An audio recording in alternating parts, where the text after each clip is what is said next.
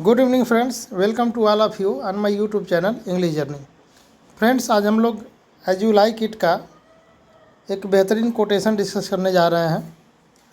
और ये जो कोटेशन है ये किसके द्वारा बोला गया है? ये बोला गया है जैक्स के द्वारा। जैक्स के द्वारा बोला गया है। और जैक्स कौन है? जैक्स जो है रोलैंड द बॉयज़ का बेटा है। रोलैंड द बॉयज़ के 3 बेटे हैं। एक आपका ओलिवर है, दूसरा जैक्स है और तीसरा आपका ऑरलैंडो है। ऑरलैंडो जो कि आपका रोजालिंड से प्रेम करता है। तो ये जो कैरेक्टर है, ये जो आपके जो ड्यूक, एग्जाइल्ड जो ड्यूक रहते हैं, जो कि फॉरेस्ट ऑफ आर्डन में रहते हैं, तो उन्हीं के साथ जो है ये कैरेक्टर रहता है। तो इसमें जो है चूँकि वो मेलांकलिक कैरेक्टर है, पेसिमिस्टिक कैरेक्टर है, फिलोसफिक कैरेक्टर है, तो इसलिए जो है जीवन की बेहतरीन तथ्यों को, जीवन के बेहतरीन जो पॉइंट्स हैं वो कोटेशन के माध्यम से वो बोलता है। और वाकई में ये सब जो कोटेशन है हमारे व्यवहारिक जीवन को प्रभावित करते हैं। अगर इस कोटेशंस के मतलब को, मीनिंग्स को हम अपने जीवन में उतारें या कोई भी व्यक्ति उतारे, तो वो अपने दुखों से कुछ निजात पा सकता है। तो चलिए हम लोग शुरू करते हैं। देखिए इसमें क्या कहना चाह रहा है Jaques. All the world's a stage and all the men and women merely players. ये जो दुनिया है, ये जो संसार है, वो क्या है? वो एक स्टेज की तरह है। किस तरह का स्टेज? उसी तरह का स्टेज जिस पे जो कलाकार होते हैं, जो एक्टर होते हैं, अपनी परफॉर्मेंस देते हैं। जिस तरह से जो एक्टर प्लेज में अपने रोल अदा करते हैं, उसी तरह से उसी स्टेज को, रंगमंच को जो है यहाँ सिंबलाइज कर रहा है इस दुनिया को, कि दुनिया भी एक रंगमंच है। और कैसे रंगमंच है? ठीक उसी तरह से कि जैसे आपका रंगमंच पे एक कैरेक्टर की एंट्री होती है, वो अपने रोल अदा करता है, फिर उसका एग्जिस्टेंस होता है, वो चला जाता है, रोल उसका ख़त्म हो जाता है। तो अब ये धरती कैसे रंगमंच हो गई? वो इस तरह से रंगमंच हो गई कि इस धरती पे भी इंसान पैदा होता है, वो उसका एंट्री हो गया, और इस जीवन में वो जीवन जीता है, अपने रोल अदा करता है, और वो फिर लास्ट में मर जाता है और जो है इस दुनिया से चला जाता है, उसका रोल ख़त्म हो जाता है। तो इसका रोल से क्या लेना देना है? रोल से लेना देना ये है कि जैसे आपका जो रंगमंच का जो प्लेयर होता है, जो कैरेक्टर होता है, उसको चाहे जिस तरह का भी रोल मिले, गरीब का, अमीर का, सूट बूट पहन के या फटा पुराना पहन के, तो उस रोल को मना नहीं करता है। वो कोशिश करता है कि जिस रोल में वो है, ट्रेजिक रोल में है, कॉमिक रोल में है, या जिस तरह का भी रोल है, उस रोल को बहुत बखूबी वो निभाने के प्रयास करता है।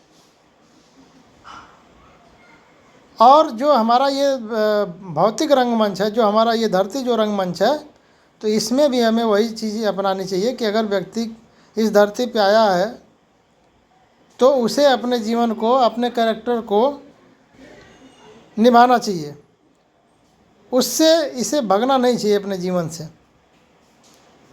And they have their exits and their entrance.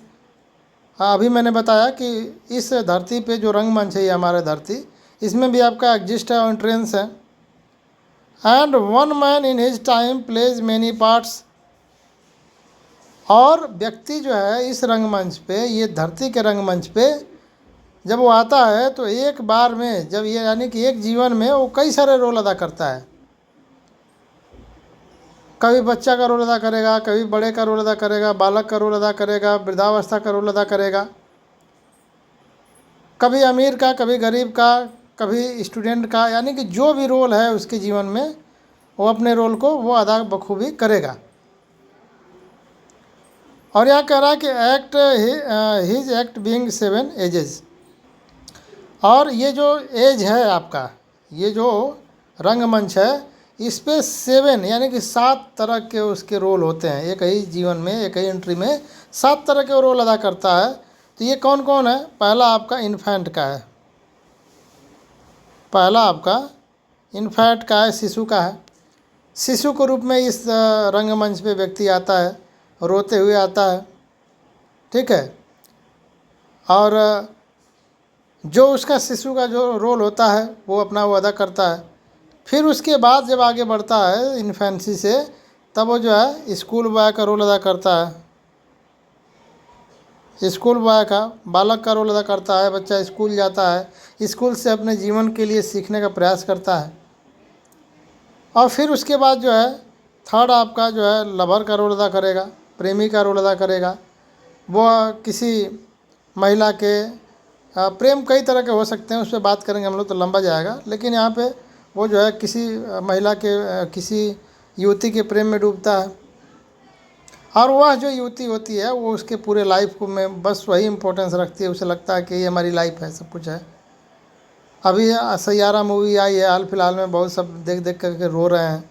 पता नहीं क्या उसमें, हमने तो देखी नहीं है, लेकिन अब देखिए उसमें पता नहीं क्या है। फिर अगला रोल किस रोल की बात करता है, वो सोल्जर की वो सैनिक का रोल अदा करता है। और सैनिक कैसा, वो बॉर्डर पे क्या सारे जो व्यक्ति जो पैदा होते हैं सारे जा कर के बॉर्डर पे लड़ते हैं, सारे सैनिक बनते हैं? तो नहीं, यहाँ पे उस सैनिक की बात नहीं कर रहा है। यहाँ पे उस सैनिक की बात कर रहा है कि व्यक्ति जब युवा अवस्था में आता है, जब वो समझने लगता है कि उसका जीवन क्या है, तब वो है जो अपने जीवन के प्रति महत्वाकांक्षी हो जाता है, अपने यश के लिए लड़ने की कोशिश करता है, अपने लाइफ को सेटल करने के लिए वो लड़ता है, महत्वाकांक्षाओं को पूरा करता है, सम्मान के लिए लड़ता है।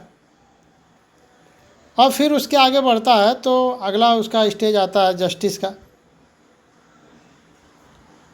का, न्याय का। अब जब वो लड़का जो बच्चा इन्फेंट था, जब वो बड़ा होता है, जब वो समझने लगता है सारी चीज़ों को, तब वो जस्टिस का काम कैसे करेगा, वो उसे पता हो जाएगा क्या गलत है क्या सही है, क्या करना है क्या नहीं करना है। वो निर्णय लेने की क्षमता उसके अंदर आ जाएगी, गलत सही पहचान करने की क्षमता उसके अंदर आ जाएगी। और फिर उसके आगे बढ़ेगा तो उसके आगे बढ़ने के बाद उसको वृद्धावस्था आ जाता है। फिर वो वृद्धावस्था में आ जाता है, पैंटलून जिसे बोलेंगे हम इंग्लिश में। और उस वृद्धावस्था में वो जो है कमज़ोर हो जाता है। अब उसके पास ऐसी क्षमताएं नहीं रह जाती हैं जिससे कि वो जो है कोई निर्णय ले सके, मजबूत निर्णय ले सके। शारीरिक क्षमताएं कमज़ोर हो जाती हैं, मानसिक शक्ति कमज़ोर हो जाती है, सोचने समझने की क्षमता कमज़ोर हो जाती है थोड़ा। और फिर लास्ट में उसकी अवस्था, ये जो बात कर रहा है पे जेक्स, वो अंतिम अवस्था है आपका, अंतिम अवस्था, जिसको कि हम क्या बोलते हैं, सेकेंड चाइल्डिशनेस बोल सकते हैं। इस अवस्था में व्यक्ति एक बच्चे की तरह हो जाता है, बच्चे की तरह व्यवहार करता है, बच्चे की तरह उसकी समझ हो जाती है, बच्चे की तरह उसके व्यवहार और एक्शन हो जाते हैं, और अंत वहाँ पे वो मृत्यु को प्राप्त होता है, मर जाता है। तो ये जो स्टेज बता रहा है जैक्स, तो इस स्टेज को बता रहा है कि जैसा भी स्टेज हो, जिस तरह के भी स्टेज हो, हमें उसको जो है हमें स्वीकार करना है, और हमें अपने रोल को। अच्छा, कहानी किसकी फेमस होगी, कौन सी फिल्म कहानी फेमस होती है? ऐसी फिल्म फेमस होती है, ऐसी कहानी फेमस होती है जिस कहानी में ट्विस्ट होता है। जिस कहानी में ट्विस्ट नहीं होता है, जिस कहानी में ट्रेजिक नहीं होता है, जिस कहानी में कॉमिक नहीं होता है, यानी कि पूरे लाइफ इवेंट्स का जो मिक्सचर नहीं होता है, वो फिल्म फेमस नहीं होती है। तो एक व्यक्ति का, जैसे मान लीजिए बड़े घर में हम पैदा हो गए, और बड़े घर में पैदा हुए और कोई न दुखों का हमने सामना किया, न अन्य परिस्थितियों का हमने सामना किया, उसी में रहे और उसी में मर गए, तो हमारे कहानी कौन जानेगा, क्या क्या इम्पोर्टेंस रह जाएगी उस कहानी की। लेकिन अगर हम गरीब घर में पैदा होते हैं, हर समस्याओं को झेलते हैं, मजबूरियों को झेलते हैं, उससे लड़ते हैं, लड़ करके चैलेंज से लड़ करके अपने सम्मान को पाते हैं, यश को पाते हैं, महत्वाकांक्षाओं को पूरी करते हैं, तो जब अर्श से फर्श से अर्श पर हम जाएंगे, तब जो हमारी कहानी में कुछ ट्विस्ट आएगा और हमारे कहानी लोगों में जो है प्रभावशाली होगी। तो हमें जो भी स्थितियाँ परिस्थितियाँ हमारे व्यवहार जीवन में आ रही है, तो हमें आसानी से हमें हंस के उसको एक्सेप्ट करना है, उससे हमें केवल लड़ने की कोशिश करनी है। और हमें अपनी कहानी को, हम अपने कहानी के निर्माता खुद ही हैं, खुद ही डायरेक्टर हैं अपने व्यवहारिक कहानी की। जो हमारा जीवन है इसके हम डायरेक्टर भी हम ही हैं, एक्टर भी हम ही हैं, सब कुछ हम ही हैं। हम ही को इस कहानी को सजाना है, इस कहानी को फेमस करना है, इस कहानी को महान बनाना है। तो ये कितनी बेहतरीन बात जो है जैक्स बताता है इस कोटेशन के माध्यम से। मान लीजिए कोई बहुत बड़ा फेमस एक्टर है, अमिताभ बच्चन है, तमाम और अन्य एक्टर्स हैं, तो क्या उसको गरीब का रोल अदा करने को मिलेगा तो मना करेगा? क्या फटा पुराना कपड़ा पहनने को मिलेगा तो मना करेगा? नहीं मना करेगा, क्योंकि वो जानता है कि मैं एक रोल अदा कर रहा हूँ, अपना पार्ट अदा कर रहा हूँ मैं। तो हर व्यक्ति को अपने जीवन में भी वही पार्ट अदा करना चाहिए, जैसे कि एक पर्दे का हीरो करता है, उसी तरह से हमें भी अपने रियल जो हमारी फिल्म है, जो हमारा पर्दा है, उस पर हमें अपनी फिल्म को हिट करना है। तो मुझे उम्मीद है कि आपको ये चीज़ समझ में आई होगी। Thanks to all of you for watching my videos.